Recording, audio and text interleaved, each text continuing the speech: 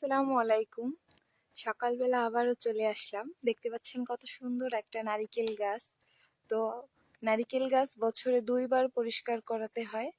গতকালকে পরিষ্কার করিয়েছি নারিকেল গাছগুলো। এই যে দেখেন, শীতের সিজন আসছে আর এই যে কাজ শুরু। বছরে 2বার নারিকেল গাছ পরিষ্কার করতে হয়। এবারও এই যে করলাম, পরিষ্কার করাইছি। তো যেই লোক দিয়ে পরিষ্কার করাইছি উনি শুধু পরিষ্কারই করবে, এটাই ওনার কাজ। তারপরের কাজ আমাদের। এই যে দেখতে পাচ্ছেন, এইগুলো দিয়ে রান্না করে। আমি তো মাটির চুলায় রান্না করি। এগুলো শুকানোর পর এগুলো দিয়ে রান্না করব, এইগুলো দিয়ে রান্না করব। এখানে কিছুই ফেলে দেওয়ার মতো না, সব কিছুই কাজে লাগবে। আরও আছে, শুকনার সিজনে যে কত কাজ, গ্রামের বাড়িতে প্রচুর কাজ। চলুন দেখাচ্ছি আর কি কি আছে। এই যে দেখতে পাচ্ছেন নারিকেল পাতা, এই পাতাগুলো দিয়ে রান্না করা হয়।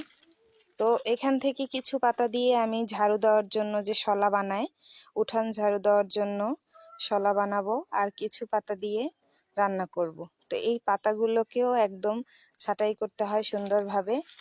শুকালে পরে টান দিলেও এখান দিয়ে আসে যদিও। আর যদি এই যে কাঁচা আছে, কাঁচা অবস্থায় এগুলোকে এখান দিয়ে কেটে তারপর সুন্দরভাবে বেঁধে রাখবো রান্না করার জন্য। মাটির চুলায় জাল ধরানোর জন্য অনেক উপকার আসে এই নারিকেল পাতা। এই যে দেখতে পাচ্ছেন, এগুলো সব রান্নার কাজে ব্যবহার করা হবে। সবগুলো গাছ থেকে নিয়ে আসছি, 10-12টা গাছ এরকম বাছাই করছে। তো সব গাছের গোড়ায় এরকম ফেলানো ছিল সবকিছু। তো শুকনার সিজনে দেখেন কাজের শেষ নেই। এই যে এগুলো ছাড়ানো হয়েছে, শুকনো ছিল তাই। তো এগুলোকে আজকে আবার রৌদ্রে দেব একটু পর। সকালবেলা মাত্র রৌদ্র ওঠে নাই, এখনো নিশীথ। তো রৌদ্র উঠলে এগুলো আবার শুকা দিতে হবে। অনেক অনেক সকালবেলা কাজের শেষ নেই।